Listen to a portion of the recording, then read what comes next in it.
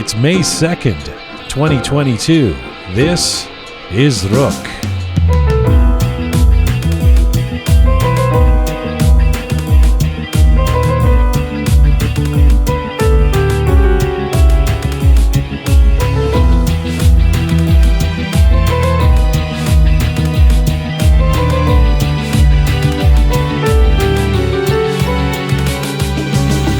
He is an Iranian American who came to international attention in 2018 for his heroic actions in saving 381 lives on a United Airlines flight from San Francisco to Hawaii.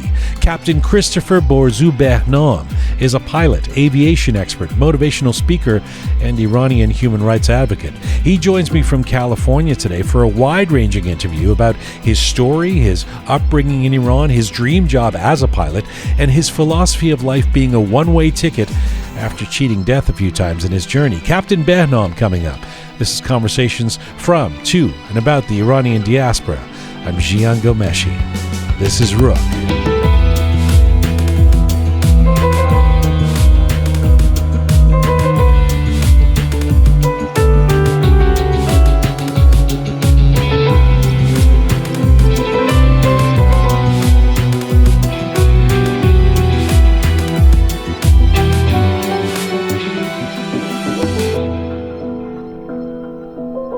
Hi there, welcome to episode 177 of Roqe. Hope you are keeping well, wherever you're tuning in from around the world. Hello to you from Toronto, Canada. Salam Dustan Aziz, Durud Bar Shama.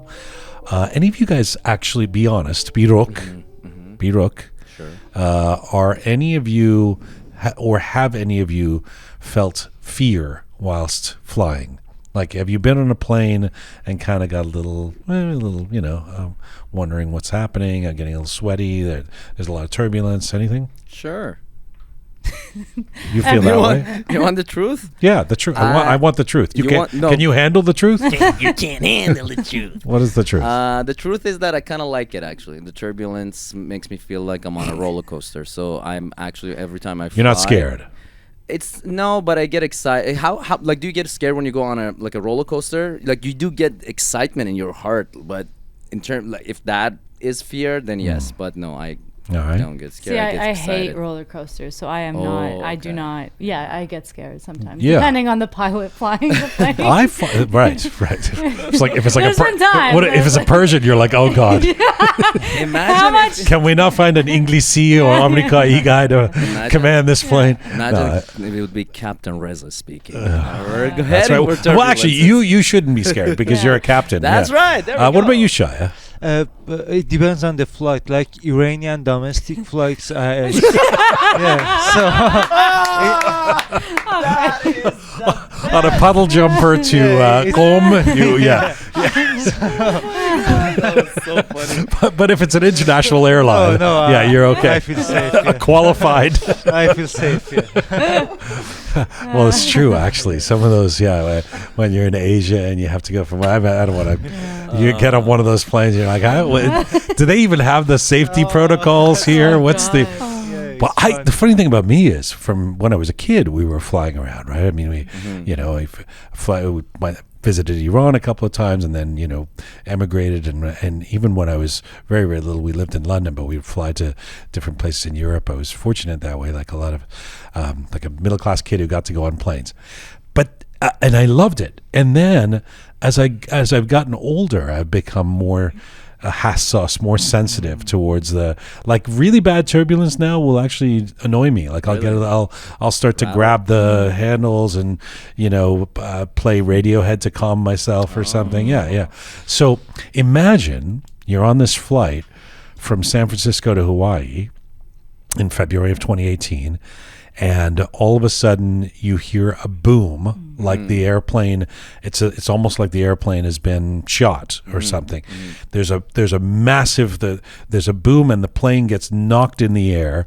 So there's twisting in the air, and you very noticeably realize that you're Crashing. Yeah. Wow. Imagine being one of those passengers. And in fact, because it was only 4 years ago, there's actually, you can go on online and see people took selfies of themselves on this flight. Wow. That was right. And going, and they're, in some cases, they're praying, they're saying goodbye. I love it. Absolutely. Yeah. And this flight was piloted by an Iranian American named Captain Behnam, Chris Behnam, who had been a pilot at United Airlines for about 30 years. And his story is the remarkable story of how he landed that plane with only one engine, or I'll get into the details with him, but it's extraordinary. But what's he, and everybody lived everything, so that's his hero status. But what's even more extraordinary when you hear his story, and what I want to get to with him, is that he's actually confronted his own mortality a few times in his life. He had a debilitating accident when he was a kid that left him I think unable to walk, and he was told, the doctors told his mother that he would never be able to walk, he would never have an active life, and he just defied. He said, "Nope, I'm not. That's not on. I'm gonna be able to walk. I'm gonna be able to do all this." So he's a guy who, and he says in his story, we'll get to it, but in those seconds, in those minutes when everything hit, and he realized everyone's lives were in his hands, he knew that he would survive. That, I mean, his instincts were, I know how to do this. It's incredible. So very much looking forward to talking to him. Captain Borzu, Christopher Borzu Behnam, coming up in just a few moments. Hello, Captain Reza. Hello, sir. Another captain. I mean, very different. Not captain, the same Not ranking. quite, Yeah. Captain, but It's an honor to share the same I'm still wondering title. why we call him Captain to begin with. Also a hero, Captain Reza, for from being able to score good mushrooms or something. I don't even know what he. Takes a lot of talent to do And that. hello, Groovy Shaya, Hi, Azza. and the fabulous Keon. Hi, Jim. Hello. How was your weekend? It was uneventful. Not uneventful. I just stayed in and watched Medici's. I just devoured that show. Oh, you Medici? and these historical I shows, love man. historical shows like Borgia's, Medici, Rome. I devoured that in the last few weeks. Have you seen? I haven't seen Medici's. What's that on Netflix or something? Yeah, it's on Netflix. All right. You know, Florence and how they came into Sure, power. I know and Florence. Art, all the impact they had on Surprising, that eh? city. When I Keon know, likes when this Keon stuff. gets smart. It's a breath Well, of fresh air. Always a shock. I love art and I love history. So together, my God. Anyway, so that was my weekend. How was your weekend? It was very good. I got a bunch done. I went and saw this musical that with Hushang Tozi, who hopefully we're going to have on the show in the coming days. It's kind of a tribute to, and he's playing Feridun Farrokhzad, and his kind of tragic story, obviously. Do you know who Feridun Farrokhzad is? I just know that she's You're looking at me blankly. No. Husband. No, Right? no. Oh boy. Isn't she? No, Feridun Farrokhzad is you not even showing listening? up. Oh, no, I know him. That's Hushang Tozi. No, I yeah. know Feridun Farrokhzad. Who's He's Feridun Farrokhzad? how do I describe him? He was Showman. just this, like a showman. Like I just heard a lot about Absolutely. him. And I think for people who grew up in Iran, even if you were too young to have witnessed him in person, you guys all know Feridun Farrokhzad very well. We, growing up here, didn't really hear about him, except for somebody was assassinated, something happened, he was Right. killed. And so learning about this guy over the last few years, and what a remarkable presence he was. He was one of those folks who was able to connect to people through the television screen somehow, and was, I guess, getting on his show was the equivalent of, Yes. We did it with the Contemporary History of Iran last week. It's like being on Golha. Yes, You yes. get, everybody knows you if you're on the Feridun Farrokhzad show, right? Yeah, of course. Yeah, and everybody wants to be on the show. So he was a Persian Jian Ghomeshi. Thank you very much, Reza. Welcome, That's sir. why I call you Captain, to pay you back for your I don't actually go to school. kind This is how I words. gained That's my right. title. This is your schooling. Pandering. Learn people. Flattery gets you nowhere, Reza. Effort to Haven't we fail. learned? Anyway, so I had a pretty good weekend. And you, Captain Reza? Well, speaking of watching movies, I did the opposite as a creator. Because I'm in the middle of a pre-production for my upcoming film to be shot in July. So I was location scouting actually. Ah. I was out there looking at locations Okay. and stuff. Look at Reza working on a weekend. Turns it into a promo Yeah. for himself. No. Yeah. But you know what's funny? Because I'm looking for a place, like an ethnic place, like a ethnic What type of restaurant. ethnic? Like a shawarma place, right? Oh. But I want it to be Turkish, and I'm having a hard time finding a Turkish restaurant. So I went to the Persian Plaza, and I was hanging around There's there. some great Turkish restaurants I can introduce you to. For like a doner place type of thing. Yeah. Oh, okay, that would be great. But also, you've been working on the final edits for Oh yeah, a I series. didn't know if we were gonna talk about I it. think but we could- yes, we could talk about Yeah, it. actually, right? I don't know. You're right. We know that I mean, people know we said we went to London. That's right. And we So shot they something know in that. London. Yeah. We haven't said the title of it, Yeah, so yeah, we'll yeah. hold that back. But Reza's, I mean, it's been a few months, but Yeah, it's been a few we're about to release this this series that we're very excited Yeah, about. yeah. And of course, you know, Reza, anytime I keep kind of going, is it how we doing, Reza? I'm trying to be nice. You know, I don't want to. I want to encourage him rather than scream at him because it's only 5 months late, right? And I'll be Who's like, counting? Reza, how's it? I'm working on it right now, you know. And then am. like he'll say I'm working on it, and then the next thing I see, he's like, there's a video of him on the internet at some you know. Drunk at a party. Yeah. I've been working all weekend, okay? I work during the week. I party on weekends. Uh, But no, it's coming along great, and I'm excited. We're not gonna reveal the title, but it's good to actually build a little bit of anticipation, right? I can't. It's video. It's and video. It's a we're gonna show, post it. It's a travel show. show, we Yeah, can say that. travel show, and we In London. we'll release it soon. And the first it takes place in different cities. The That's first right. city is London. The first city is London, So yeah. we basically given it away. Yeah. People don't have to watch it now. Yeah. Oh, You know what it's a lot. You know what it's like? Yeah. Medici's. I don't know. I have no idea what that show is. But you study but it's history. like maybe Keon will finally watch our. Of course, I'm a history guy. I love So history. you know who the Medicis are. Yeah. Wow. Ah, Somebody nice one. wasn't paying attention. They had a great shoe empire in the 20th century. They threw cats at Yes, their I know enemies. the Medici. So the Da Vinci, Leonardo Yes. da Vinci, Botticelli, all these Yes. artists exist because of the Medici. Yes. We would have not known about these people. Yes. Yeah, Firenze. so- what? Oh, Florence. Yeah. Yes. Sir. Why did Try you to yell help that you. out? Anyway, moving on. We are coming to you on rookmedia.com. It's so that you can link to all of our platforms. If you're looking for a place to catch up on all the Rook stuff, just go to our website, rookmedia.com.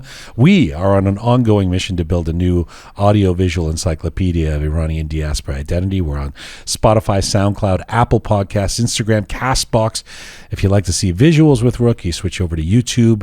And if you like your descriptions and bulletins in Persian and in English, check us out on Telegram, Rook Media. You know, I realized that...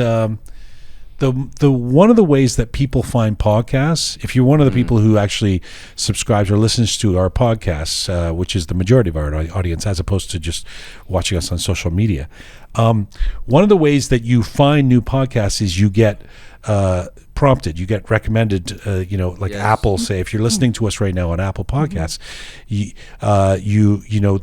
recommendations of similar podcasts. That's the way you find podcasts. And the recommendations happen based on how many reviews you've gotten. And if you get a lot of reviews, a lot of action like that.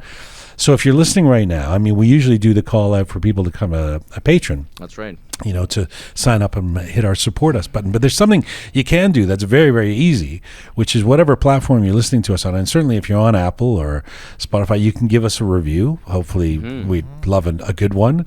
It's right there. It's right on your Yeah. device. You just go and give us some stars and then say, great. And the more reviews we get, the better. Exactly. I think we have actually very good reviews so far on our... So far we except have, for yeah. a couple of people who just wanted to be troublemakers. Yes, and the people that I think it was Roham, actually.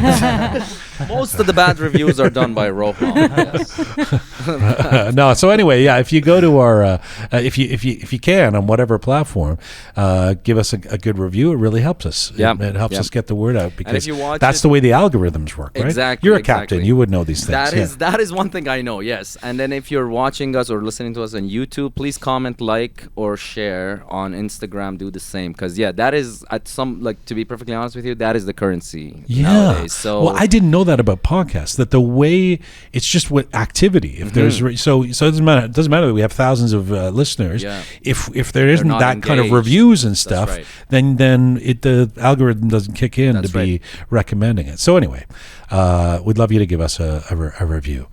And once again, our website is roqemedia.com, where you can link to all of those platforms. So we're going to get to Captain Behnam. I wanted to say about one thing, though, that because it prompted, I got triggered by it on the weekend, and I thought it was so funny. I was thinking about it. Iranians and real estate. Right? Love them. We knew We this love would the come. we love the real estate agents. Well, you guys do. I mean, no, but come on. Personally, I mean, they are yes, you know, bread and butter of this country. bread and butter of certainly in I don't know if this is the case in other parts of the diaspora. most definitely. Is it? I don't Are know we what it is. fucking real estate Okay. agents everywhere, or just? I thought it was maybe the That's Greater all we Toronto do. area. Well, I think A a lot of mortgage. Iranians think the best way to grow your money is through property, which is true in many Right, cases. right. So to them, like any business involving property is Right, and also it's not Gold. it's a tough job to be great at, I guess, Yeah. but it's not a hard. You go to a new country, it's something you can do and sell to others in the community, Yeah. and so so there's all these risks. But now here's the thing: have you have you noticed that all of these real? I mean, there's got to be. I don't know, 50,000 real estate probably agents, more, Persian real estate probably agents more. in Toronto. I'm talking Yeah, about. I mean, yeah, yeah. you know, have you noticed that they're all number one in Canada? Yeah, that's weird. award winning and number one. I do not understand. I do not understand how all of these real estate agents, blah, blah, I am number one. So I saw a close buddy of mine at an event on the weekend who's a real estate agent in Toronto. By the way, that narrows it down to about 300 people. So I'm not throwing him under the bus, but. And I said, how's it going?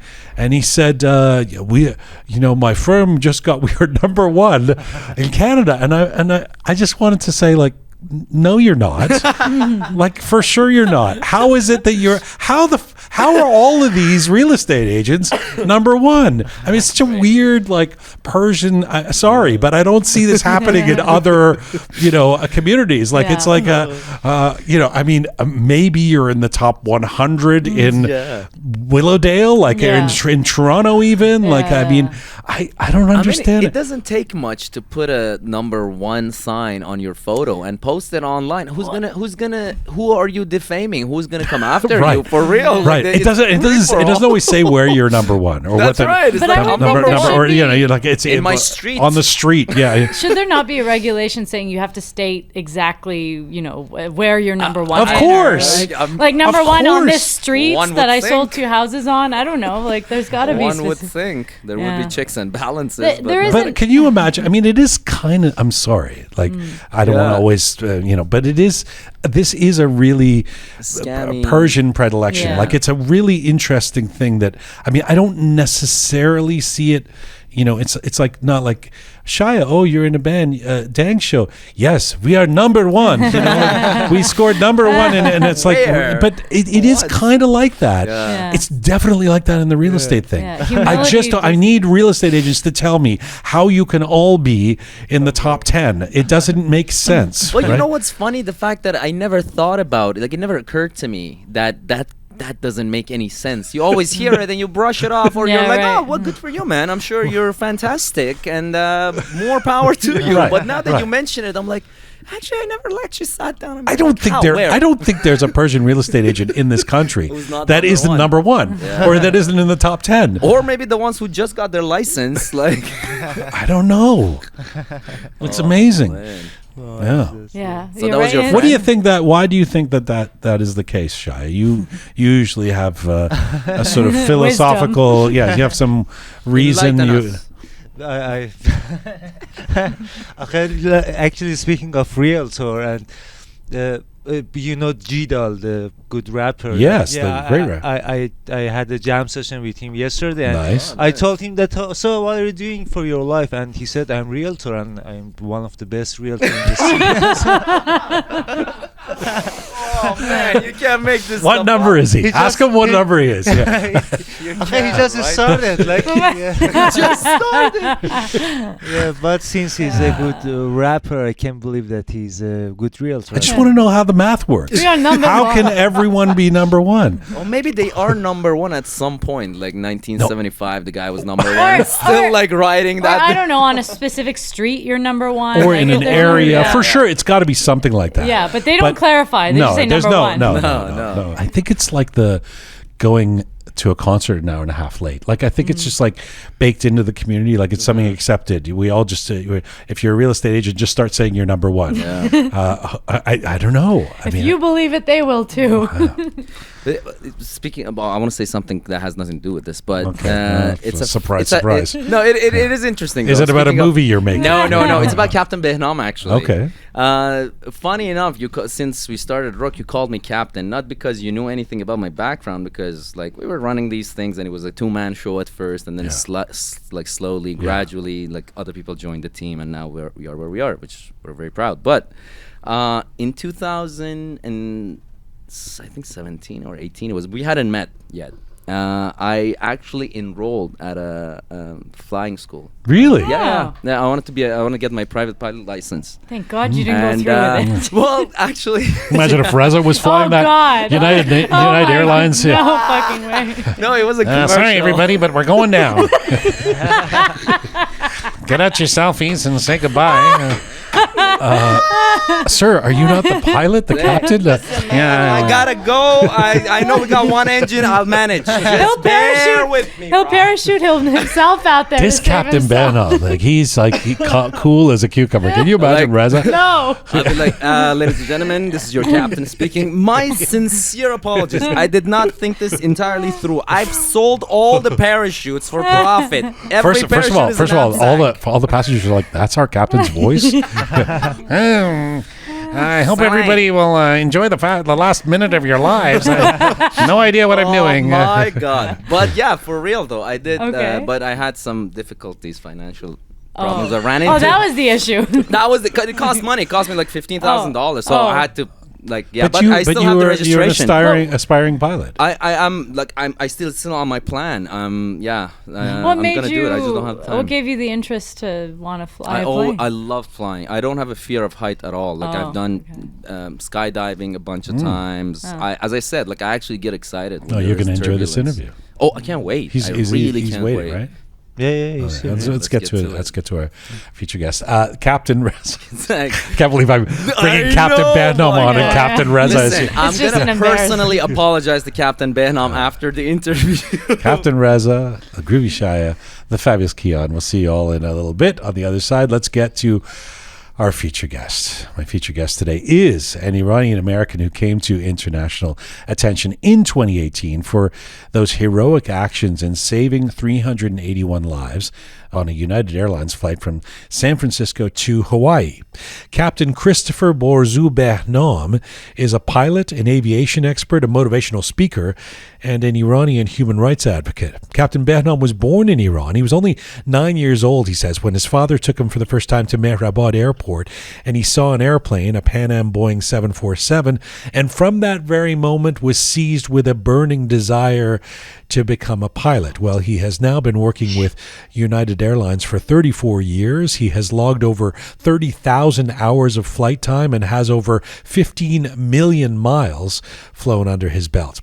But the more we learn about his story, the more we learn that he's not just a celebrated pilot behind that heroic flight, but a man who's had a remarkable life of defying the odds and pursuing his dreams, only to spread his wisdom to the masses these days. He is the recipient of the prestigious the Superior Airmanship Award for his actions in saving the UA Flight 1175 on February 13th, 2018. And right now, Captain Christopher Behnam joins me from the Bay Area in California today. Hello, sir. Hello, Jian Jones. Thank you so much for having me on your program. It's great to have you on the program. I can see you because we've got the video up, and you've got your big smile. You know, I have to say, doing the research on you is doing the research on a man who's constantly smiling. You're always so cheery. Is that a conscious decision? Do you work on that? Do you think about being a happy guy? Well, I have created a habit many, many years ago that happiness is everything in life. So, jokingly, one of my seminars, somebody asked me, and my response was to the question, which was, "Do you ever get upset? Do you ever are down?" I said, "I'm sorry I gave you that impression. I tried it once. I didn't like it, so I don't do it anymore." Right. You tried depression once and you didn't like it. But on a day when you're having, just one of those days where everything's going wrong, is it self-talk? How do you stay so cheery? It is self-talk. I have internalized certain things, like the marketeers, the advertising companies, they figure out the buttons to push on your body to make you buy their products. I have learned how to and what buttons to push so I can really change from one bad moment to a better moment. So that's what I do on a consistent basis, literally every day in my life. So if you can learn how to market that, you'll I guess you do in your motivational speaking. Well, a lot of people like that, and I tell folks in my speeches that the least used muscles in the body are the facial muscles. There's 64 of them, and they're the least used muscles. So might as well start exercising them by smile, and it does a chemical reaction. Your body has a chemical reaction to that, and then more cheerful you are, more happy you are, the healthier you are. And I'm 62 years old. People tell me I still look like 45. So it works for me anyway. You look amazing. You also look like you could beat people up because you're big and strong. You look like The Rock, So the smile kind of offsets the the muscular figure that you cut. Listen, I'd be remiss if I didn't start with the major news of your life in the last few years. It was 4 years ago that your name popped up on headlines around the world for these actions that you took to save United Flight 1175 en route to Honolulu from the Bay Area. This is, of course, an event that would change your life. You had been a professional pilot with United for many, many years, but when you set out on that morning of February 13th, 2018, did you have any reason to believe that this was going to be a dramatic day? No, not at all. It was another just a beautiful, fun flight. I always make my flight a fun one. I always make it so, it's enjoyable. The way I come across with the flight attendants to the pilots, I set the tone that let's go have fun for the next 2 days or 4 days, This is our job, but, because I'm so grateful and happy to do it, I always go to work with that attitude. No, we had absolutely no indication whatsoever that anything could go wrong. As a matter of fact, the first 5 hours, everything was just perfect. Like, I've been going to Honolulu for 35 years and, never ever had an incident like that. However, I always, in my mind, simulate the worst case scenario because, when you're going at 550 knots, almost 1,000 kilometers per hour, things happen pretty fast. You're literally sitting on top of a cruise missile. Right. And the autopilot is controlling it. But when things get out of control and you become the autopilot, you really have to be very gentle with your hand and feet, in order to control the aircraft. So you don't want to overstress the airplane at that speed. It could be catastrophic, and it has happened in the past. Okay, so the more I learn about your life, the more I realize that it was more than just your experience as a pilot that made you the right person to be in the cockpit that day. You have had a lifetime of dealing with and conquering adversity, and I want to get into the details of your life story. Also, the life lessons and mantras you've embraced as a motivational speaker based on what you've been through. But to get it out of the way, if you will, for those who don't know the story, let's just get through some of the details of that harrowing flight on February 13th, 2018. So as you say, it was hours into the flight on a clear day. that you and that you had no reason to believe anything was going wrong, and then you and everyone on this plane, including obviously all the passengers, hear a massive boom, and you feel a massive boom. What did you think was happening? Well, the first 35 seconds of the incident was very, very confusing because the engine instruments on the newer jets are all glass cockpit, like your iPad. The information that gets sent from the flight controls, fuel system, the engines, the landing gear is all in front of you in a digital format and a picture. So when the explosion happened, there was a tremendous deceleration on the aircraft because the right engine went out. And we didn't know that initially because what happened was the aircraft, as we were going forward, when one engine dies, like let's say the right side, the airplane turns into the dead engine. That's what we call it. It turns into the dead engine. Right. It kind of goes on its side in the air. Right. So basically, on that model of the 777, we have 3 different models. The thrust on that engine is 90,000 horsepower on each side. So you got 180,000. On the 777-300, there are 115,000. Just to give an audience or as a listener an idea, the nacelle around the engine is so big that you can put a Southwest 737 Boeing 737 fuselage through it. So that's how massive that engine is. And once one is out of the equation or dies, the other engine going at full thrust rolls the aircraft. So there was a huge bang followed by tremendous deceleration to a point that we almost hit our head on the glare shield. I mean, it's just like somebody slamming on the brakes, which was really shocking because you just don't feel that. I mean, even people who just fly for, business, they know when the airplane rolls down the runway, at some point, the captain's going to bring their nose up and get airborne. If that airplane stays on the longer runway longer, they're like, what's going on? Even they don't understand, but they know that there's something is going on. Right. So in this case, when the explosion happened, the airplane rolled to a 45 degrees of bank at 36,000 feet, Mach 3, which is 1.7 below the speed of sound. And my muscle memory tells me that, react right now. You just can't let her keep rolling like that because we're going to go upside down. And these aircrafts are not like fighter jets. They're not designed to take that type of load, especially in a fully loaded with 381 souls. So I immediately went into what are we taught, standard operating procedure, and turned basically the left aileron to the good engine and the left rudder and tried to bring the airplane back. But because I had so much thrust, she kept wanting to turn right. Now, I was able to stop the roll, but she was not coming back.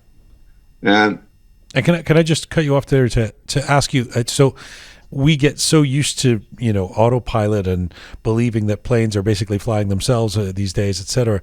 You are suddenly, if I understand what happened that day, basically none of the auto controls are working. You can't trust the what's happening in front of you on the dials on the panels or whatever, as you've just described it. You are manually trying to grapple with bringing this plane back into some sense of calm, right? Yes, the autopilot works in a straight and level flight for gentle turns, climb, descend, climbing turns, descending turns. But when there's that much force applied to the servos, the autopilot just kicks off because it basically cannot fly the airplane. And in this case, it was so severe that we could not re-engage the autopilot. Even the checklist calls for disconnecting the autopilot. So at that time, I didn't have the autopilot. I counterbalanced the turning to the right by moving the controls to the left, and she wasn't coming back, kind of hesitating at 45 degrees of bank. So I asked Paul, the co-pilot, push the nose over. We broke the angle of attack. This is a terminology because the airplane, if the angle of attack is too high, it could literally stall. We would call it the accelerated stall. So we pushed the nose over and she came back and started going the other way. So I had to play with the controls until I got what we call it the blue side up, horizon in front of me. Now I just pitched the nose down because the airspeed was decaying, and that airplane cannot maintain altitude if you lose airspeed because it could stall. And so immediately, I should say that I started to lower the nose and descend and vacate 36,000 feet, because on one engine, you can maintain lower altitude, but not your cruise level, which was 36,000 feet. As we went through the checklist, the book says with one engine at that weight, at that temperature, you can maintain 23,000 feet and 240 knots that make that airplane fly on one engine. Okay, So hang on a second. Let me catch up with you here, because first of all, you talk about that first 30 seconds when you have no idea what's happening. I mean, I've got to think, I know you, because you've described this in a couple of interviews you've done, as you'd never really encountered anything like this before. I mean, especially on a calm day, over water, you prepare for the worst, but you really didn't know what was happening. Do you have a sense of where you found it in yourself to stay calm and try and find a solution when this kind of mayhem was happening all of a sudden? Well, like you said, the first 30 seconds, we had no idea what's going on. And the engine sends information. It's shown visually to us on ICAS, the instruments that we have. Where this information comes from is from EEC, Electronic Engine Control. The confusing part was this: when the cowling came off and ripped off the airplane, those computers got taken out. So the last image, that engine was working perfectly fine, was still the image I had. Oh. So my brain was telling me, my eyes were telling me, you have two good engines, but my body was telling me that something is seriously wrong. Right. As a matter of fact, one of the pilots, a jump seater in the back, sitting behind me, said, maybe we had a mid-air collision, but that doesn't make sense, because we have TCAS, a traffic collision avoidance system, that would show intruders at your altitude up or down. You will see them in the air. So there was nothing that hit. So I'm trying to process all this information. I want to make a right decision, but I don't know what that is. But at the same time, I knew that I have to keep the airplane flying, because if we left the flight envelope and we got out of it, there probably would be no chance to get that thing back. What does that mean? Remember, I'm not, and I think a lot of the audience are not aviation experts. What does leaving the flight envelope mean? I'll give you a very simple example. Everything I do in life, motivational speaking or about aviation, I make it so simple that a 9-year-old can understand. If you're going down the highway and you put the window down and you put your hand out, at 5 miles an hour, nothing's going to happen. At 50, 60 miles an hour, your hand begins to fly. Right. The wing of an airplane is like that. So at a certain speed, that wing is flyable. And once it's flyable, the thrust pulls us off the ground. We climb to altitude, then we bring the thrust back, then we stay or maintain a constant Mach number. In this case, after this 30 seconds of hesitation, I should say, the unknown, the confusion was like, I have something major and serious going on here, but I don't know what it is. And so I literally turned and asked Paul, what is going on? I can't not control this airplane. We thought maybe a part of the wing came off or part of the stabilizer came off because she's not behaving normal. And he says, everything seems normal. Both engines are normal. And Ed from the back said that, hey, maybe we had a mid-air collision. I said, that doesn't make sense. And right within that 35 seconds, I realized that, I am responsible for all these people's lives. Yeah. I must, not I hope, not I wish, I must land safely. And because of the initial shock and the startle factor, literally, everything became slow motion to me. I could hear Paul's mouth going, opening. I mean, them talking, and I see the mouth and, chaos in the cockpit. But I'm like focused on the instruments. I said, I cannot let this get out of control. That envelope I was telling you about, the reason the airplanes, they spin out of the air, the G forces, everything, the shock, and airplane not being flyable. If you get to that condition, especially on a transport category jet, is very hard to recover. And so I just could not let it go to that become severe enough that would be uncontrollable. So Captain Behnam, I know you let the air traffic control in Honolulu know that you're having problems, to say the least. They say, how much fuel do you have and how many passengers, which was 381. Why did they ask that?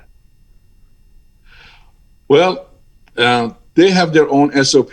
When there's an aircraft in distress and you hear the call, Mayday, Mayday, Mayday, which is the international distress signal, basically everybody's just, you capture everybody's attention worldwide, even, through the network, the ATC, hospitals being notified, FAA's been notified, FBI's been notified, because they don't know what's going on. All they know is there is a aircraft with a distress signal that is going to meet the Earth at some point, and how and what they have to do in order to prepare themselves. Mostly, the local hospitals get the firemen. I mean, the whole thing is just pretty impressive. Everybody gets notified that they can be at the airport just in case the landing gear fails or we crash. Sioux City, Iowa was a perfect example with Al Haynes, when they lost control of the DC-10, and 3 of them managed to stabilize it, but once they hit the runway, she cartwheeled and broke up, and 185 people survived. Unfortunately, a lot of people died.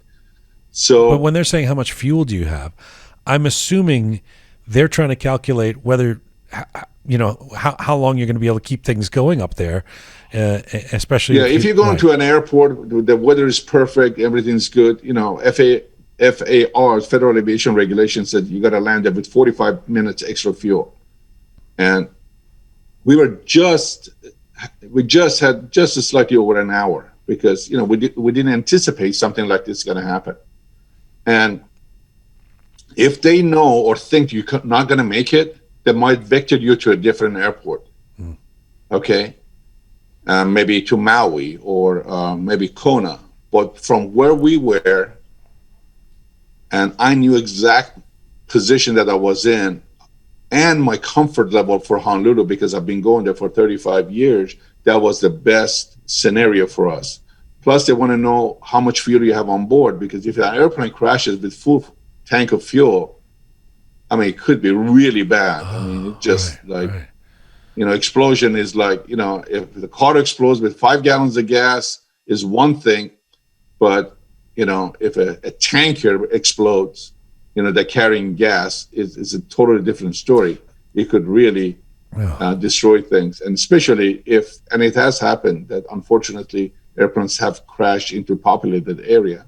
So they want to know that. And they also want to give you the priority, because once you declare emergency, like Mayday, Mayday, Mayday, we say that 3 times, they clear the airspace, you are number one, you have priority. As a pilot in command, you can make any decisions you want, and they are there to support you and help you and guide the aircraft, navigate to the airport as the shortest distance possible to the closest airport, which in our case was Honolulu still. So I have to say at this point that, in reading about this and researching you and this event, it's one thing to hear you tell the story. It's another thing to actually watch, because this was only 3 or 4 years ago, right? So people have their smartphones, and people have made videos on the flight, in the passengers, that is. Some of them basically praying or saying goodbye or telling their family they love them, because they're obviously terrified. And you know, as someone who has flown a lot in my life, I've had the good fortune because we were a kid, we moved around a lot, and then for work and other reasons, I've had the chance to fly a lot. I still have never gotten used to turbulence. It still freaks me out. And I just wonder, even when you've done the 30,000 hours and the 15 million miles and all of your credentials in the 35 years, are you scared in that moment? Was this enough to actually scare you, or did you somehow feel like you were going to be able to pull this off? No, I was not scared at all. I didn't have time to be scared. I'll get very concerned when we did the Mayday, and I immediately divided the responsibility in the cockpit. I delegated the ATC communication to Ed, as well as communicating with the flight attendants, because I really had my hands full. We really didn't have time to be scared. If any delay, extra delays, that airplane would have rolled, and it would have got out of the normal flying condition and would have been so difficult for us to deal with it. One thing I'd like to add here, that I am a person that keeps my promises. I'm a promise keeper. You see, Jian, when you go buy an airline ticket, you're not buying a product. You're only buying a promise that we take you from point A to point B safely. Nothing's tangible. It's not a clothes you buy. It's not a car you buy to take home. You buy a promise. And I take that extremely seriously. And that's why I said, I cannot fail these people. I cannot betray their trust they put in me day after day after day. Yes, it's fine to fly fancy jets, go around the world, have pictures and, meet different people from the cultures. But the bottom line is, whether it's a 5-minute flight or whether it's a 15-hour flight to Australia or Hong Kong, I take that extremely seriously. And one thing that really impacted me and my decision is that when ATC asked Ed how many souls on board and how much fuel so they could prepare themselves, he said 381 souls. Now that airplane only carries 364 people. Under the age of 2 are souls on board, but their weight is so little that doesn't count. You find out there's a bunch of kids on the flight. I knew immediately that there are children that have no clue what's going on. And all their lives is in our hands, me and my team. And that was almost like a wake-up call. It's just 381 people in an airport, or it's a small town. You're carrying a small town from point A to point B. And again, as I said, I couldn't betray their trust. And also I had some unfinished business that, with my dad. He had become very sick with cancer. He was in a hospital. And I made one decision. I think the quality of our lives is based on the quality of the decisions we make on a daily basis. And that one single decision was, today is not the day we're going to die. I have some unfinished business. And because of that became a driving force. And, it's just like, I became a different person. I literally became a different person. I became calm and collected. I tapped into my martial art expertise of balance, sailing, balancing rocks. So you asked the question earlier, what helped me? I think all of those things helped me.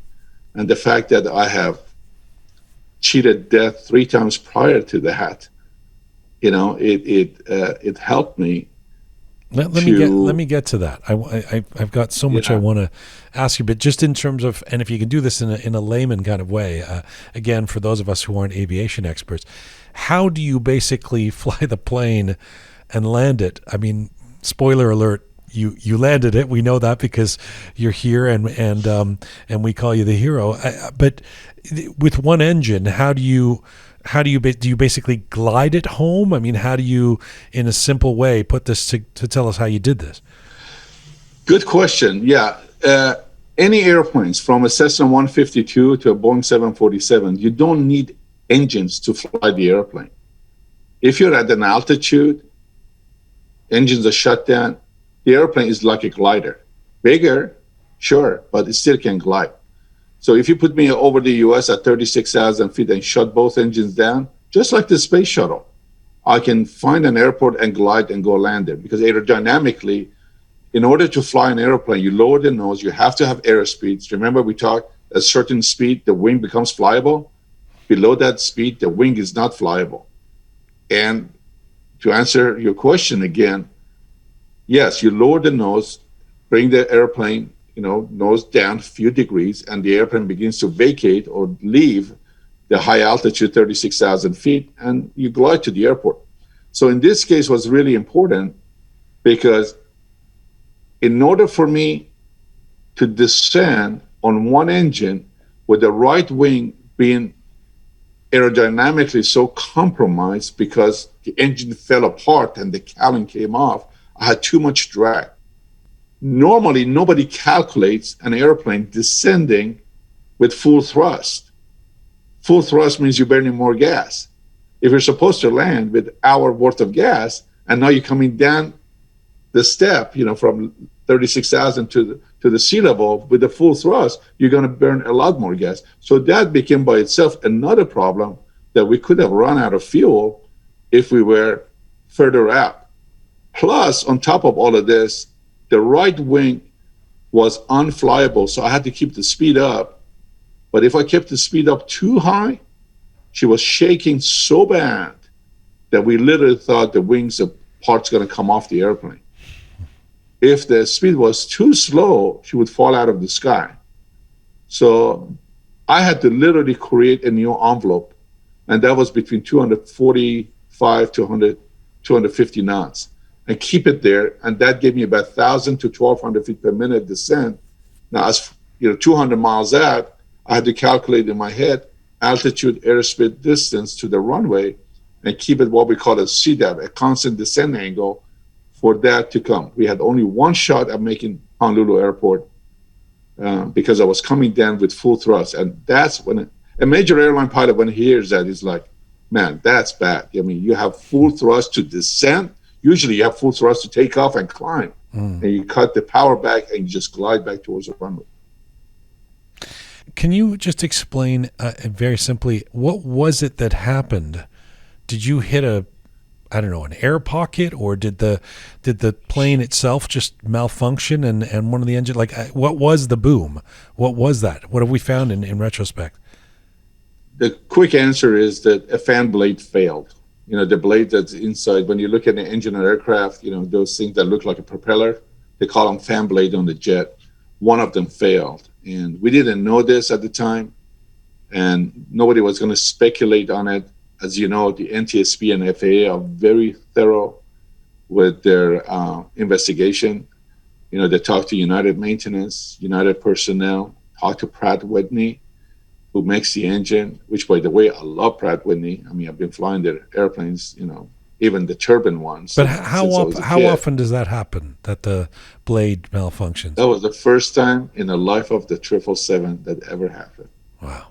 I mean, something that you just basically say, something like this does never, ever happen. It was the first time in the history of Boeing 777 that had a catastrophic failure. We have had in-flight engine shutdown.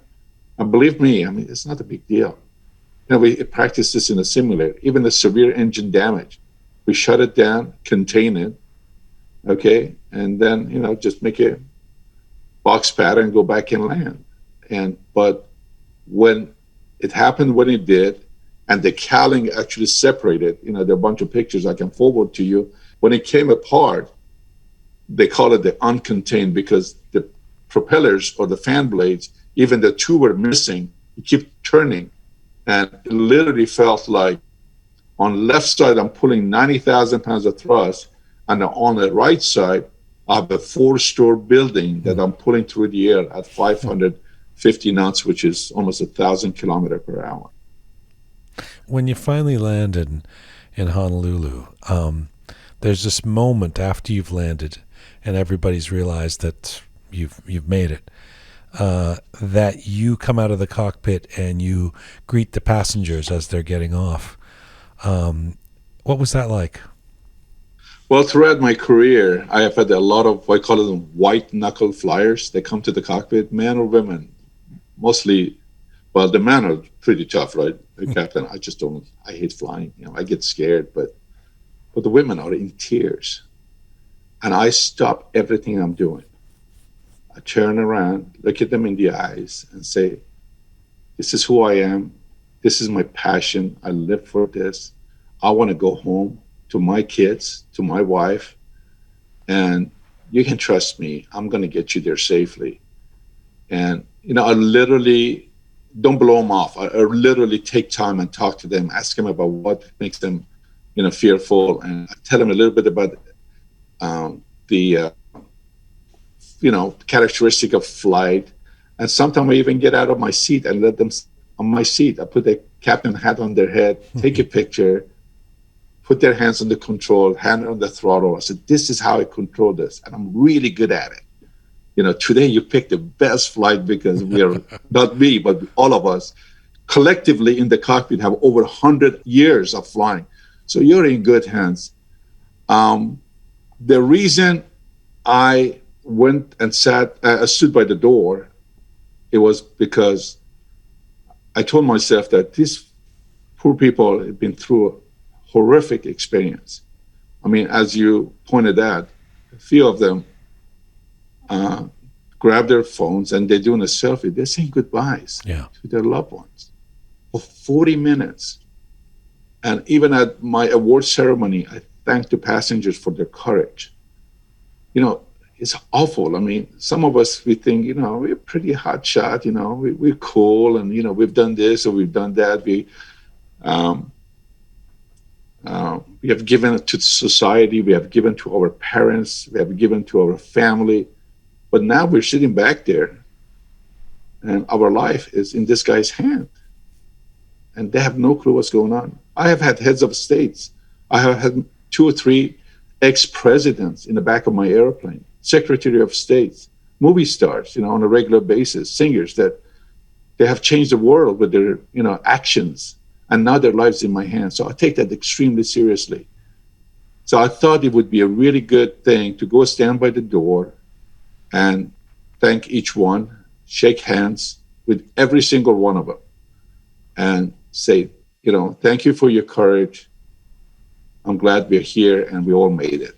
And there was a lot of emotions. And, from a guy that tries to be tough, to a lady that just barely could walk down the aisle, and people had to help her literally get off the airplane because she just they'd lost it. You just thinking your life is over and you're never going to see your loved ones again. And as I said, I make promises and I don't break my promises. And, Captain Behnam, did you have any idea at that moment after you landed in Honolulu that this would become this huge international story, that we'd be talking about this 4 years later? No, I didn't. We were in a shock. I mean, it really took 3 or 4 days because I had a lot of unanswered questions. A lot of stuff was going through my head as a professional pilot. What if? We didn't know the magnitude of this problem until we got off the airplane and walked on the ramp and looked at that engine. And it was shocking. I mean, news media was there, all the United personnel in Hawaii were there, the firemen were there, and they're just looking at that airplane and the engine in awe. Jian, to be honest with you, if the engine had fallen off the wing, it would be no big deal. I would have preferred for that. I wish I had the ejection button to push and get that engine off. But because once it's separated and opened up like this, you're going through the air at 1,000 kilometers, it created so much drag that took every ounce of our energy and focus to stabilize the flight and fly it first. Wow. How traumatized were you? When this happened? I mean, just how soon afterwards were you willing to get back in a cockpit? Oh, the next day. Did you really? The next day? Literally the next day. Really? I literally was ready to go back the next day.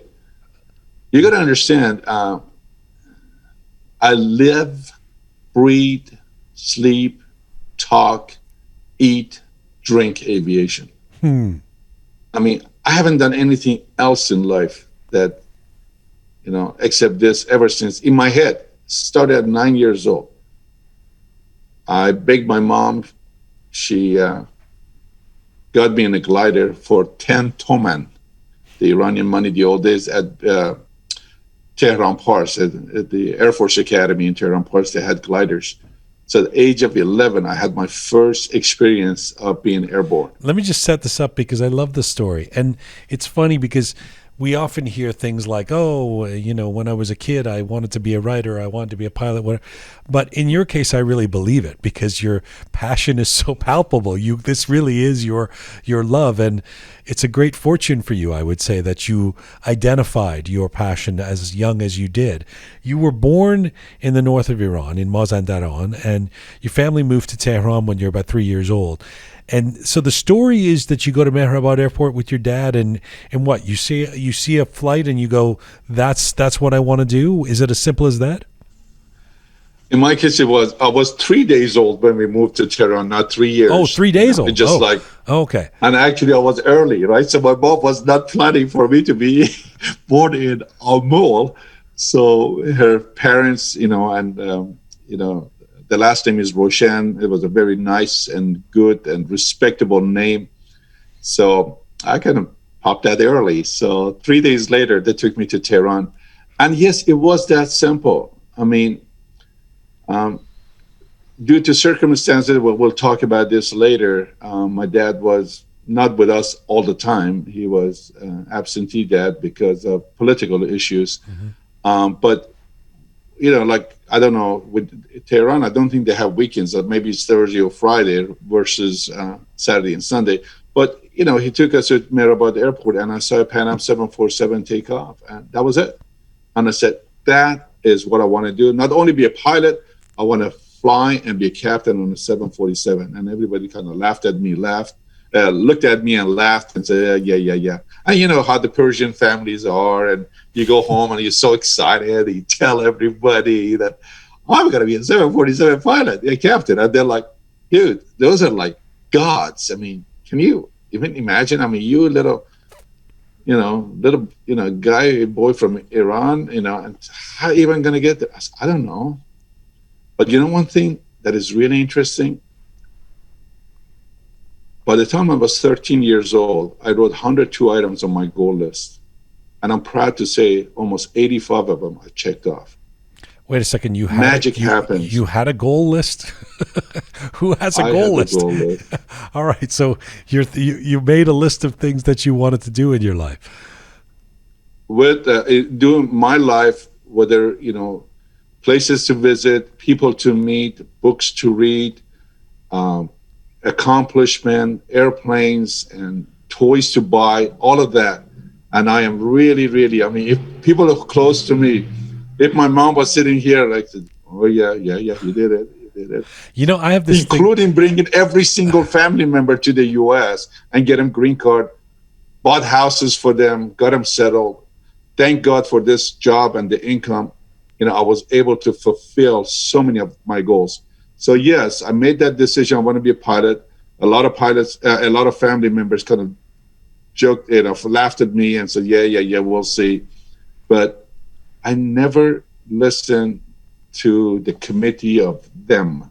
I just don't. But it's I always say that in my motivational seminars, when an idea is born in your head, but in the deepest, darkest part of your head, you have an idea and you can see it with your mind's eye, it's possible to do it. You don't know how.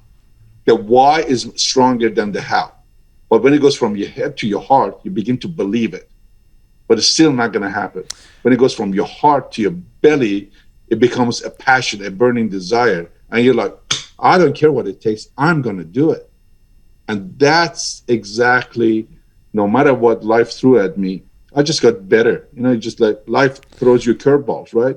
I just got better at batting. You have a compelling story because you're not just the kid who goes, I want to become a pilot. You're also an adventure seeker who proves over and over again that you're fearless and you have this remarkable resilience.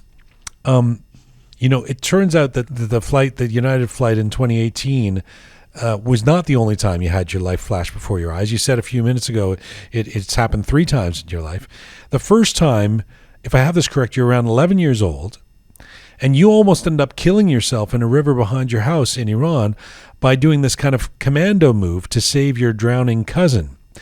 It suggests that you somehow always had the instincts to want to literally jump in to save someone. Would that be correct?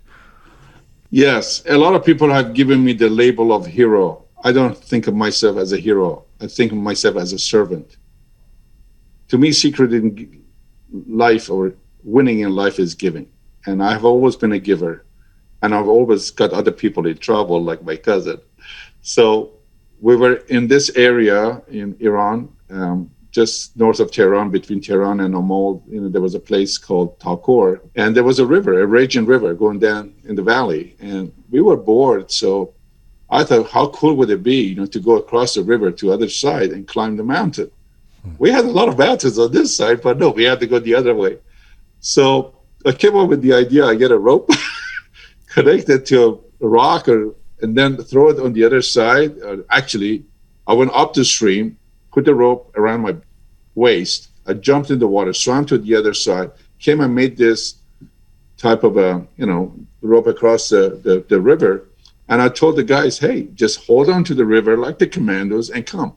And most of my friends and cousins made it, except one cousin that he got scared and the water was too rough, and he just, his hand slid and the water took him. And without even thinking, I ran alongside the river, jumped in the water because I was a really good swimmer, and I grabbed him, and the water took us both. And as we're going down, there were a couple of branches of trees. I held on to it.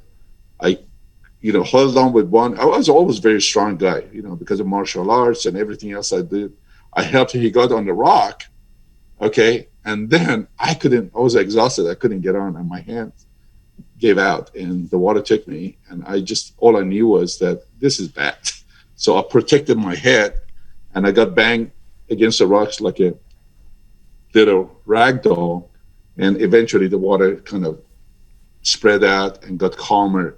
I dragged myself to the shore, and everybody ran alongside, about a mile down, thinking that I was actually dead. And, what news they're going to tell my parents where they found me. And I'm like, okay. Yeah, that was one. But more important than that was the second one. I used to race dirt bikes back in Iran. At the age of 16, I had a very bad accident. And I hit the helmet it was a really bad accident. And I literally got paralyzed from neck down. Yes. The doctors told my mom I would never, ever walk again. I just didn't believe it. Not only I walked, I started running. I love running. And not only I ran, I became a 3rd-degree black belt in martial arts. What do you mean? What do you mean you didn't believe it? Like what? So when you're 16 years old, you're basically paralyzed after this motocross accident. If the doctors say you're sorry, you're not going to be able to walk again, who are you to not believe that? Tell me about facing down these kind of predictions that you would be paralyzed, because it really becomes a metaphor for who you are throughout your career. Yeah, I don't know. I know it might sound corny, but I thought I was put on this earth to make a difference. And, I wasn't going to just roll over at that age, and believe. I knew that mentally, if I can visualize things, it becomes a reality. I had done that many times. Even that dirt bike, buying the dirt bike, I would go to bed every night. My mom had told me, if you get the good grades, finally we buy a bike. And I was not a good student. So I studied as hard as I could.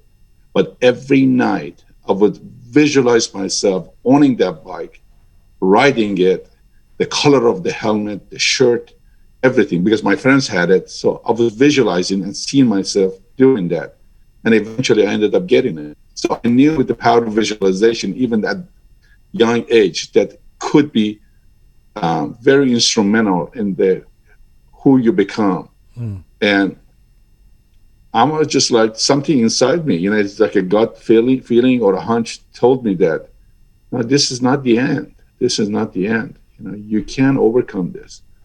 You can overcome this. I didn't know these things then, but now that I've been in motivational circuit, I have seen people that done extremely. I mean, there was a gentleman, almost the exact same scenario for him. He crashed an airplane, and the doctors told him, you will never ever walk again. All he did, instead of feeling sorry for himself and giving up, all he did was he visualized walking out of that hospital on his own 2 feet.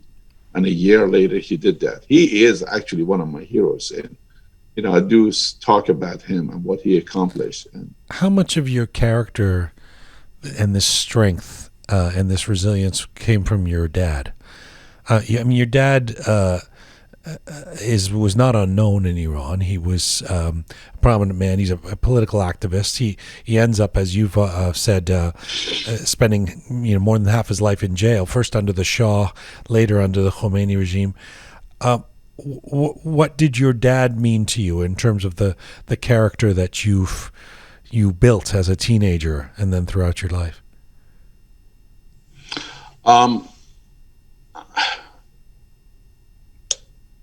Half my life, my dad was in prison. If you ask certain people you interview when it comes to politics, they kind of go around it. They don't want to touch it. I don't care. I do not like this government. I don't like what they've done to Iranian people. I'm a life enhancer. I'm not a life taker. So I am on the side of the Iranian people, not the government, whether they like to hear it or not. My dad taught me strength, integrity, and one of his heroes was Churchill. And he always told me everything in life. And as he saw me struggle through certain things in life, he always said, my blood is in you. You never give up. The decision I made that night, that fateful day, or that day, I should say, that we're not going to die, because I knew what he has gone through. I knew what they had done to him. By the way, when my dad talked about being in Shah's prison, taken away from us by Savak, he says, Evan Prison, the notorious Evan Prison, he visited during the Shah's time and during this regime. Same place. He says, oh, you don't have to show me around. I know the place very well. Wow. And he told me stories that Shah's prison, compared with this regime's prison, was like Holiday Inn versus, a lot worse. And, I don't want to get into politics on your show, but what I learned from him, what he's been through, that I'm never going to go through that hardship. My life is not going to be in danger like him. I mean, so many times he was threatened to be executed because all his friends were executed. And when we finally met after 20 years of separation due to political reason, the first thing out of his mouth was, Dad, how did you make it? How are you still even alive? Whereas all your friends, political friends, have been executed. He said he kept telling himself he has only one son, and he's not going to die in this prison until he gets out, sees me, embraces me, says, I'm sorry for not being a full-time dad, and I love you. And, that meant so much that it was a driving force behind my decision-making up there, that today is not the day we're going to die. I have some unfinished business. And as the story broke out and people heard about it, family members, kids, texting me, and, because the first few days was really chaotic. I mean, you just like, I was in a different zone, a lot of things being thrown at me. And I told my mom and my sisters, do not say anything to my dad. He was in the hospital at the time. I said, I want to be the one telling him. And when I went there and told him what happened, he just looked at me and said, I knew you're going to make it. I know you're not going to give up. I know you're not going to betray the trust of those people. You know, it just simple as that. My blood is in you. Simple as that. I'm sure he was very proud of you.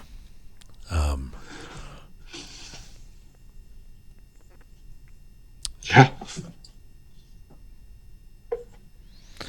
You know, if I ask you about your migration to the United States and, you know, into the Bay Area of California, after a stint in England in your late teens, you end up in the U.S., you stay in the U.S. You know, on the face of it, you seem to have become this all-American role model for many, but the road to your success has certainly been full of challenges. With respect to being an immigrant as well. I mean, there's this whole story of how you become one of the youngest pilots at United Airlines, right when there's a strike, and your first job at United ends up being like a week before you're fired or something like that, and then you're rehired later. What I did want to ask you about is when you got hired, you've talked about the story of when you get hired at United, you're there for your interview. You got to be young at this point because you're still not that old a guy, and this is 35 years ago now, so I guess you're in your late 20s. They ask you why you should get the job. It's an interesting question for them to ask. They say, why should you get the job? You're an immigrant. You've come from Iran.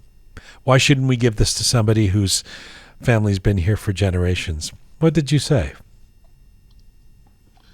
Well, my answer to them was that, you know, by the way, there were 16,000 applicants, and out of the 16,000, only 800 got hired, like 1 in 200.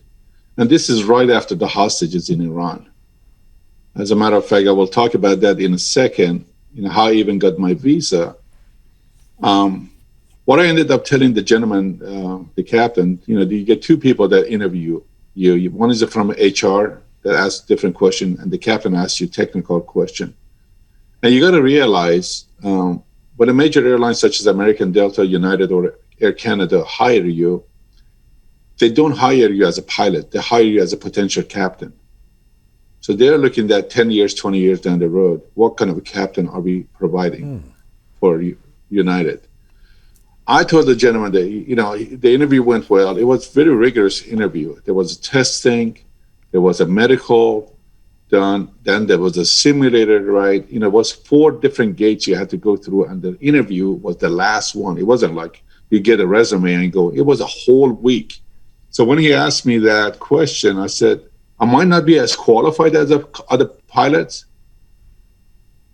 I might not be as competent as other pilots, but I'm extremely confident. And I am trainable, I'm teachable, and you will find nobody out there as more enthusiastic about this job as I am. And if you hire me, I will be the best captain for United. I will always go the extra mile, not knowing 35 years later I'm going to be tested. And of course, you know, this is not me saying, my crew and I got the award to be considered the best at a time. That was my answer to him. But I want to also go back. You know, when I was in England, I realized, you know, 30, 40 years ago, England was not as wonderful and open country as it is. There were not that many major airlines. There were only 3, British Airways, BOAC, and British Caledonian.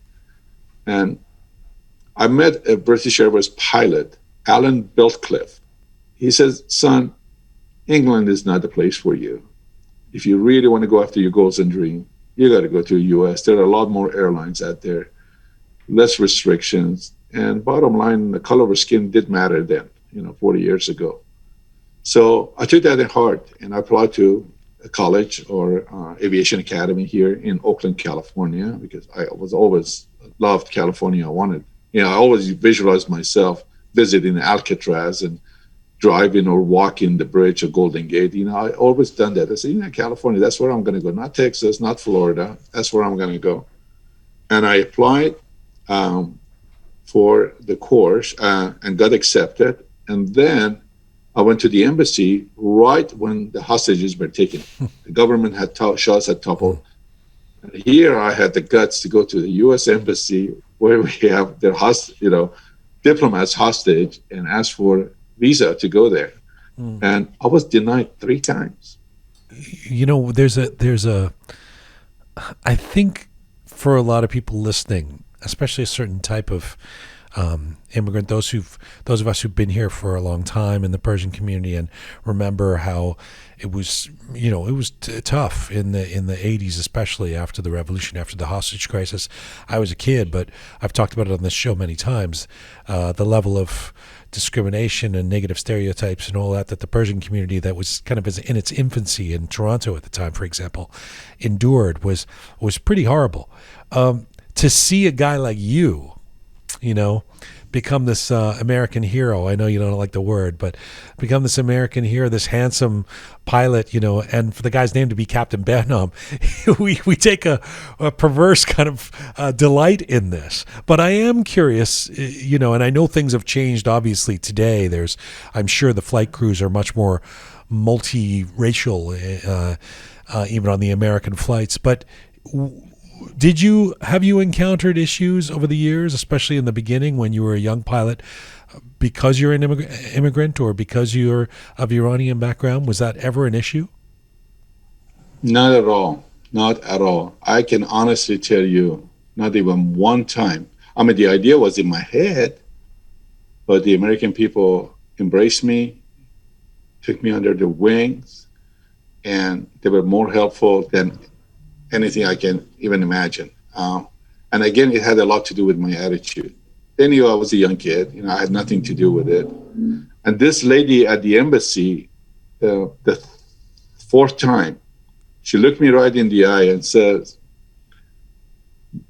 if I give you the visa, I know you're not coming back.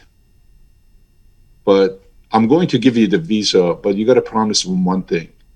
Go there and become somebody. Do not depend on the government. I said, ma'am, I will not. I promise you I will not be dependent on the government. And I would be a force for good and, a good member of society. And that's exactly what I did. And, when I come here, I literally had $200 in my pocket. And everybody at the flight school, helped and taught me different ways to advance myself by becoming a ground instructor, teaching. Even though hostages, nobody ever, rejected me or said something bad. I don't know. I mean, it was like they care about who you are and how you come across than, your background or your religion. That's one of the things I love about this country and Canada for that matter. They look at you as an individual, not representation of a government or a religion. I'm very happy to hear that was your experience. But I do think maybe that is also a function of, as you say, the energy that you put out there and your choice of the way you see life and the way you've wanted to see life. In terms of what you've learned from all these experiences we've talked about throughout your life, the challenges that you've overcome, the fearlessness, and of course the events of 4 years ago in terms of what I will call this heroic act, even if you don't see yourself as a hero.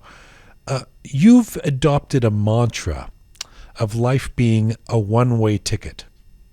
That's what you talk about, a one-way ticket. And I want to quote a recent video you posted I think it was on your Instagram, where you say, everything turns out the way you want as long as you keep pushing forward. Don't take things too seriously. Life is a one-way ticket. Do you want to expand on that? Yeah, I am, again, very grateful for the experiences I've had in the past. I highly recommend people who can go travel, go visit other countries. I'm blessed to have visited 44 countries. I have tremendous respect for people, learn from their culture, and this is who I have become. I don't want to be stuck in a bubble like the Iranian government is put in a bubble around the Iranian people. They don't think anything else exists. By going out there and meeting people, you grow. And they promise you there's somebody coming to save you, this and that. I don't believe that, because it really is a one-way ticket. Before my motivation seminars, because I'm such an energetic person and always push forward, It's called, used to be called, afterburner. Like the fighter jets, you turn on those afterburner, you take action, you just drive through and take massive action to get accomplished. But then what? You got the money for what? You got the fame for what? If you don't use it now, there's nobody has ever come back from death and said they would do things differently. So I say that life is a one-way ticket. When I drive my car, I don't look at the rear view mirror. I don't let my mind be consumed by the things happened yesterday. Tomorrow, I don't know, might happen, might not happen. I mean, if I could have died in that accident. Today is all I've got. I get up in the morning, when I put my head down, when I sleep, I said, thank God, had a good day, and I'm going to start it over tomorrow. I don't look back at my problems or challenges. I cannot change them, but I can learn from them. I have said my goal, one of those items on my goal list, that I'm going to die when I'm 102 years old. Don't ask me why 102. I don't know. I thought it was a cool number. And I don't want to be on my deathbed looking back, say, wish I'd done this, wish I'd done that. Wish I've hoped for this, wish I've hoped for that. No, I just want to be kind of guy like, yep, did this, yep, did that. Okay, hang on a second. Let me ask you, just drill down on that a little bit, because this thing about don't take things too seriously, we hear this throughout our life, Try not to take it so seriously. And I wish I could not take some things too seriously, because it would make things a lot easier. It would make certain challenges a lot easier. That said, there's a lot of sadness in life. There's misery. There's challenges many of us face, especially Iranians in recent decades. How are we supposed to not take these things too seriously? Well, I always say you're an individual. You're God's greatest miracle. Nobody on this earth has your fingerprint. There will never, ever be another person like you. And if you get hold of yourself, if you can build yourself up, then you can make a big difference in the future. After all, when you look at the leaders around the earth, different countries, they're only one individual. They got the nose, got two eyes, ears, two arms. They're no different than you and I. It's what they do in their mental map that makes a difference. So I tell them, don't take yourself too seriously. Don't get bogged down with what happened yesterday. Go build yourself up. Reading books is very important. I always say leaders are readers. If you read a lot of books, it will impact your life. If you read positive things, it will impact you positively. If you want to be a better cook, if you read 10 books on cooking, you become a better cook. And you can do that in all aspects of your life. In my case, I found it interesting that, I can learn so much by self-help books. I have read over 350 books. And life goes on whether you want it or not. One of the most vivid experiences for me is that when somebody dies, your life and my life goes on. When that person dies, nothing changes. It moves on. So why not? Why not get in on this one-way ticket, a train, and enjoy it? Why not, instead of reading, excuse my language, garbage or the things that are destructive or getting destructive conversation, why not build on positivity? Why not be a force for good? So you are in the midst of all the messages that you're sending. You are passionate about wanting to create change in Iran as well. How do you think you can help? Yes, I am biggest advocate for human rights, and more I'm getting involved in it, and women's right and children's right. I do as much as I can help, with, again, the kids who are not as fortunate as our kids here. The kids who are yatim or don't have parents or come from really bad, families that they've been struggling. I want to create potential leaders. To me, a true leader finds potential leaders, teaches them how to lead, and gets out of the way. It's never been about me. It's about how can I create another champion, another leader. The true leaders will rise up. You can't put 85 million or maybe 84 million of effort, because 1 million belongs to the other side, under this false thing that they have created, that US is enemy and everybody else is enemy. And I have seen incredible people, Iranians, on your show, on your podcast, that they've done tremendous things for themselves and humanity. I'm nothing to compare with them. I mean, just a little guy. They're icons in their industry, and they're all from Iranian descent. I mean, that's awesome. If I ever were in charge, I would get the best brains in the world, and I'd set a goal. In 2 years, we're going to change everything for the better. Same with John F. Kennedy, that stood up and said, we're going to have a man on the moon in 10 years. You guys go figure it out. And guess what? They figured it out. I want to be a force for good. I'm not here about toppling any government. I tell them the truth. And that's one of the things I realize in stuff that I watch in Iran. They lie.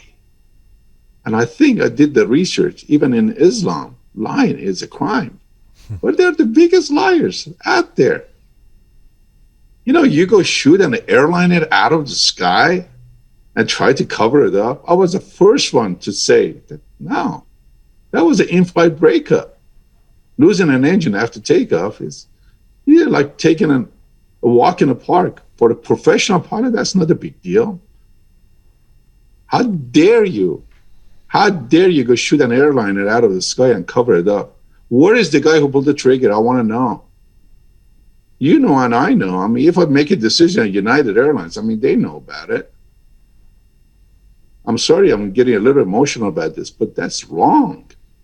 The people who have done this, they have to come to justice. And I do not believe in execution. I don't.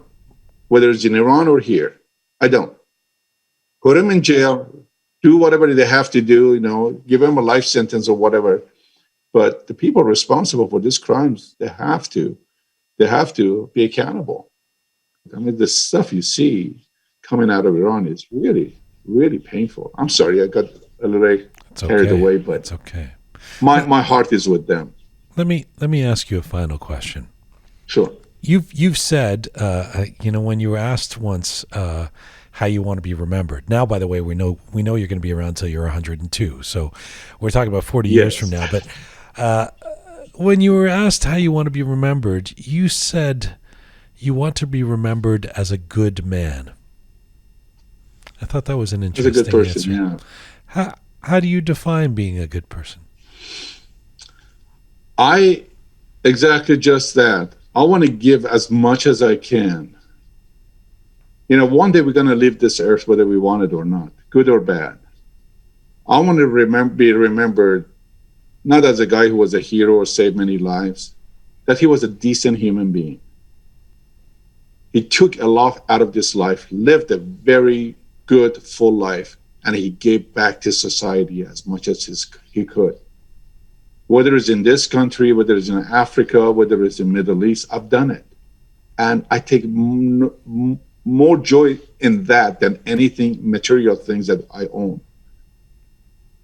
To gain a respect of a child, that's what is important to me. To look at someone and says, you know what? I was where you were. And now I'm on top of the hill, and here's my hand. I want to bring you up here because the future belongs to you.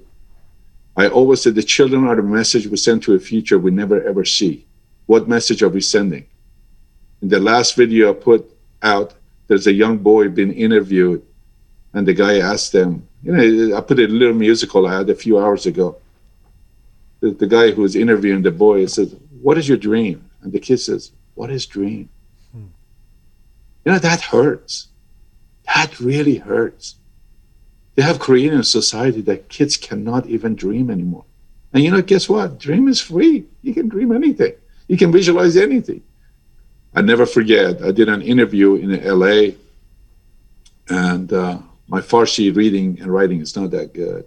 And we were catching an Uber from the studio to LAX. My girlfriend sitting next to me, and people will start responding to this live interview. And she said, "Look at this guy. I mean, lots of emojis and all of that." Caught her eyes. It's so full of emojis. But what does he say? Just something like, "I think it's important." I looked at it, so I didn't quite understand the word. So I took a picture of it and sent it to my media guy back in Northern California. I said, "Ali, please translate this to me because I don't quite understand it." My Farsi is a lot better now than it was 2-3 years ago, by the way.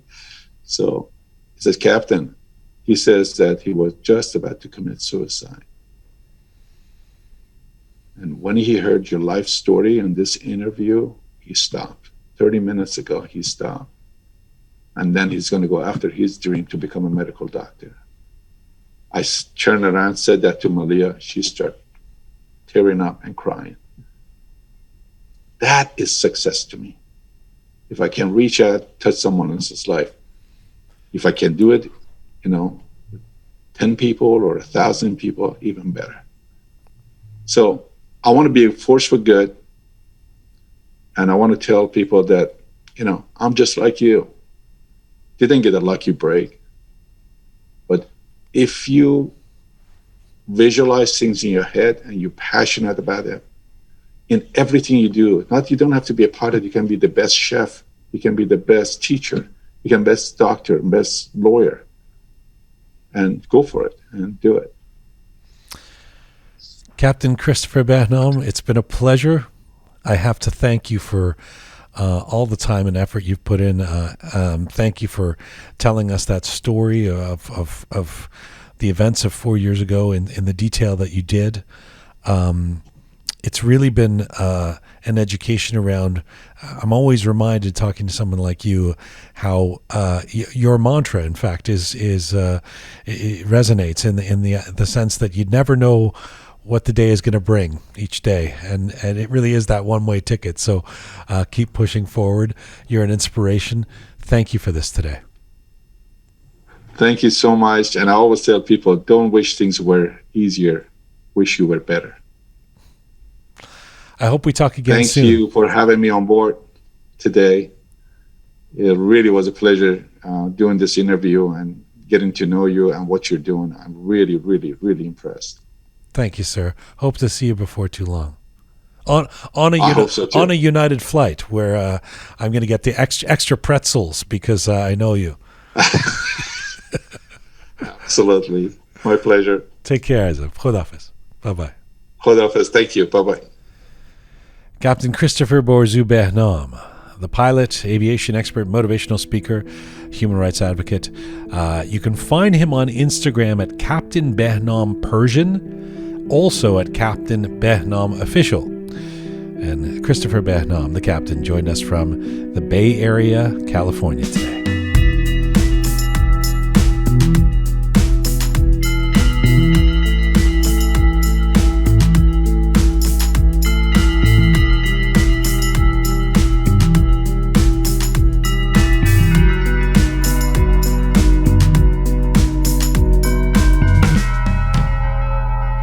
All right, microphone's back on for Captain Reza, Groovy Shaya, and the fabulous Keon. Christopher Behnam. Well, I very much enjoyed that chat. He's it's no surprise he's a motivational speaker. Mm-hmm. Right. He certainly has all kinds of. I like somebody who's thought that much about their perspective on life. You know, I feel like you could ask him. It's like Leonard Cohen or something. Just ask him questions and he'll have answers. Thoughtful answers. Did you, as an aspiring pilot, Yes, I loved every second of it. And you know what my takeaway is, actually? What is your takeaway? His smile. That's what I'm gonna take away from His the scene. dedication see to his smiling. Dedication to smiling. Like when he was talking about the muscles in the face that most people don't use. In actors' cases, that's entirely untrue. But I loved what he was saying, that if you smile, it actually has a chemical reaction. Your body has a chemical reaction to it. So you can actually, when they say fake it till you make it, you can do that with your feelings then. I love that. I want to try it. And Yeah, I think he sees that as part of the Yeah. prescription of success. I You know, know. I started the interview saying, "Why are you really always this happy?" Yeah. And he just is like, "I don't traffic in darkness. I'm love gonna I'm Love gonna it. keep positive." Yeah, Love it's it. it's I love very it. I love it. very interesting. But also the philosophy of it's a one-way ticket it really resonates with me. One thing This- is humility, and the fact that he's like, I'm not a hero, I'm a servant. Like that mannerism, that humbleness. I mean, here's the thing. I'm not trying to just blow smoke up his rear end. He's a fantastic guy and doesn't need our praise. He really doesn't. He truly is a hero. But heroes who aspire and inspire, I respect more than heroes who are just figures, you know. And you got Who are heroes who are just figures? Marlon Brando, James Dean. They didn't do things. No, they did a lot of things, but it's there is a They're not heroes humility. anyway. There's They're a mannerism. Oh yeah, stars. Well, They're they're icons, yeah. stars. So some people are, but yes, I loved it. I love. But his yeah, your humility. point is well made. Although Yeah. it Yeah. derailed the point I was trying to make. I made a point, and you just started talking about whatever you want. What else is- what My else point is was about the Ghomeshi? one-way ticket. Yes. His way of, he's basically. I mean, there's a lot of well-worn adages that life is short. Yeah. Seize the day, tentenda via, whatever. The way must be carpe diem. But this idea that look, it's a one-way ticket. Don't waste your time. Spend Nobody every gets day. out alive. And that's there you go. Nobody gets out There you go. alive. Yeah. At the end, we're all Let gonna that go. be a lesson, Reza. Write me? that down on your wall. Keon, what did you? What did the good captain sprinkle? Not in to be your way? confused with Reza. Yes. No, the good There's captain. no takeaway there. Actual captain. I like for a while I entered his world. I guess I never put myself in the shoes of a pilot, and I realized just how calm you have to be, how collected and just at peace you have to be to do a job like that. You're responsible for hundreds of people's lives. Crazy man. I put myself in his shoes. And How did you enter his world? I did, like just listening to the interview. I thought you meant you spent some time as a flight attendant or something. No, what? Well, you said for a while I entered his No, world. like during the interview, I see. while Okay. he was You talking, I imagined it. imagined, and I imagined myself. I just like in that moment of trying to save people, like we're all gonna die. We're all just gonna die. Like I could never be a pilot ever. I can't. I'm not even a good driver. So I have so much respect for pilots. It's so now. true that, especially like in those situations. First of all, we know all the statistics, notwithstanding the harrowing experience that Captain Behnam had, which was, an outlier in 34 years of flying professionally for United Airlines. But even when you know all the statistics, like it's more dangerous to walk out of your house or get in a car or all of those things, take the bus, than it is to be on a plane. It's still, I find, in the midst of that turbulence, the tone of the captain's voice, or even the flight attendant, when they come on and go, like if the captain's going, not sure what's happening here. Everybody just be calm, but frankly, like you'd freak out, right? And then Stewart So Keon that- comes on and she's like, No, there's no calmness. When So I'm in to that have Captain Behnam going, it's going to be all right. so We're going to chill. take care of this. Yeah.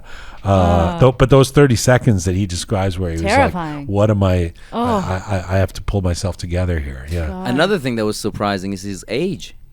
I really thought he was like early 50s but he said no, he's in 60s. What does that have to do with anything? No, smiling. what Smiling. are you getting at? Keeps you young, rejuvenated, and Oh, happy. I see. You, That's what I I'm getting. see. That's what Yeah, he was yeah, saying. yeah. That was You his say you point. think Did he you guys looks even young. Listen to the interview. yeah. And He looks very good. Shia? Yes, he used actually a metaphor for like when you bring your hand out of the car, out of the window of the car, at Oh, some yeah. at some speed your hand is gonna fly, you know. Yeah. So that was my favorite habit when I was a kid. And Yeah, I- me too. Yeah, that's it's the a- thing where you do yes, this. Yeah, Yeah. I love that That's thing. so cute. Because you feel the wind pushing your, Yeah. I don't know what the physics term, G-force. the G-force. Is that the G-force? No, that's not. نیروی سرعت, maybe, yeah. Huh. What is it in Persian? نیروی سرعت. Nuriye Sorat? نیروی Niru. سرعت. Niruye Sorat. The نیروی. power of speed, right? Is Power that- of that's- kind of, yeah, Yeah, power okay. of speed. Niruye Power of Sorat. kind? See, look at that. My No, power Persian's of- so good. Well, I didn't know that. What's the first part? Niru. Niru. Niru. Ah, Niru. Power. Niru. Niruye Sorat. Yeah. Mm. Niruye Sorat. Anyway. What a, Yeah. we're all thinking like, is it sounds huh? Just doesn't sound We're right. all thinking about it. But I did have some Niruye Sorat. Niruye Sorat Sounds like a with my bad chai the other day. Persian. Sounds like a bad Persian soap opera. Niruye Sorat. I love that. Huzure. I'm gonna tattoo that on myself. Niru Sorat. Love it. Anyway, that was. Would you like the my- baklava or the? Niruye Sorat. All right. Well, thank you to the captain, Christopher Behnam, for coming on our program. And he does have some inspirational words. If you want to follow him on social media, it's well worth it. And thanks to you guys. See you on Thank you. Thursday, Shia, for the contemporary history of Iran. See you guys next Monday for the next episode of Roqe. We have Dr. Iman Tahiri Yes. coming up. Yes. Nice. The surgeon, surgeon and poet turned Yeah. social Wow. media sensation. Yes. Science and art. How does that There you work? go. There you go, Keon. You know, you spent a little time in that world. Science and art? You spent some time. No. Where Because she said, I had the, for a while I spent some time in his world. Yeah. I thought she meant in aviation. attendant. No, like in Turns that. out she's talking about Imagine. listening to the interview I just Well, did. don't I you spent guys, some time in his world. Don't Well, you she's guys been watching a lot of history Yeah. channels. That's why she talks like this. You didn't spend time in his Normally, world. I Don't- spent time what do in you his mean? world. Don't you do that when you listen to someone talk about an experience? Don't you put yourself in that time? Yeah, but you should say that, not like Peter Dinklage in Game of Thrones. I spent some time in his world It while sounds listening better. to it. It sounds better that It's, way. it's whatever you I'm a said. poet, definitely Reza, okay? sounded better than Reza. Right? Anyway, for sure. But for real, imagining Pan Am like flight attendant, Keon is walking like through the aisle, bringing you food, getting it all. I think this is full time for This is full time for Roqe for today.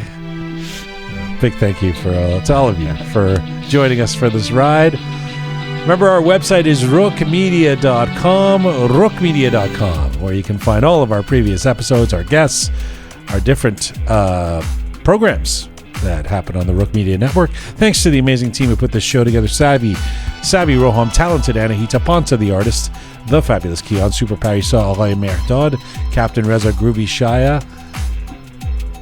Thank you to all of you out there for supporting us and sharing our content. Please subscribe if you haven't done so already. You can do that on any of our platforms where you can leave us a review as well.